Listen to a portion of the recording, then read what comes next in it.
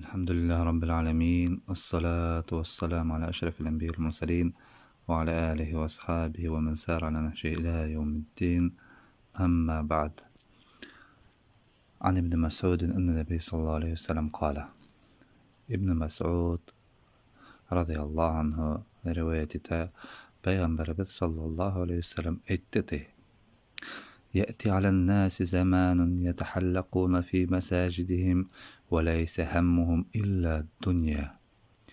Kiler şunday zaman kişiler arasında, ular Allah Teala yurtunda, mescitlerde ultırıp, dünyavi hallar turağında ana hilişirler. Hem ulardan işleri, ulardan uyları tik dünyayı, mülkati turağında ana bular, mescitte ultırağında dini. Şunun ana hilişirler dini. وَلَيْسَ لِلَّهِ فِيهِمْ حَاجَةٌ فَلَا تُجَالِسُهُمْ. Peygamber sallallahu Allah Teala'nın haceti yok onday musulmanlarga, onday ibadet kılısılarga. Hem ular ülkesinde ultırmağı dini Peygamber sallallahu aleyhi ve sellem. Bu hadiste İbn Habban el-Hakim rivayette el-Zahabi hem Albani rahimahullah dürüst etken. Mescidin edeplerinin birihi ulda mescidke kilges Allah Teala'nı itki alıp, namaz okuv, dua kılıv, Kur'an okuv, ilim alıv, ilim veriv, yeki olmaha kardeşlerge, Müslüman kardeşlerge faydalı bulgan təgelimatlar öğretiv. En yaxşı ola eğer de dini ola. Lakin dünya o hüyleşevlerde alıp barga bola eğer de olar mubah bola, ruhsat etilgen bola, haramga sigarmay turgan bola.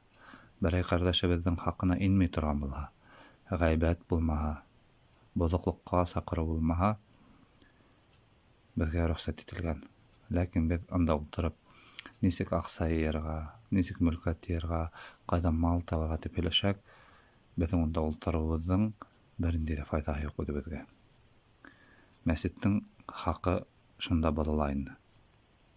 Çünkü bugün günde köpkene mescidlerin hali qaygılı. Yemagatlarda arasında bar indi. Belki mescitlerde zorlardalar. İnhan mescid namazından başlana dünyavi haller.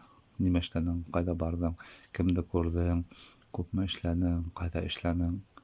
Yok köpme Kur'aniyatlanan kardeş. Nice Suraniyatlanan kardeş. Qayda ilim aldın.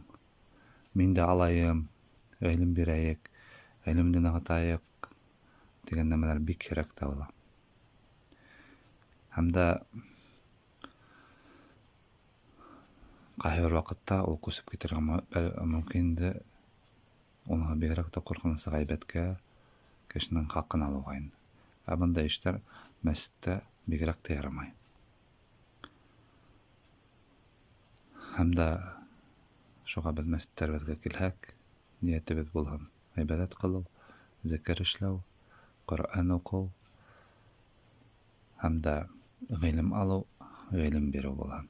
Hem Allah Teala bizden bulan hatalarımızda tüzetin, bizge Allah Teala yenilikler verin, mescitler bizge yürüge, Allah Teala'nı zikir işlerge.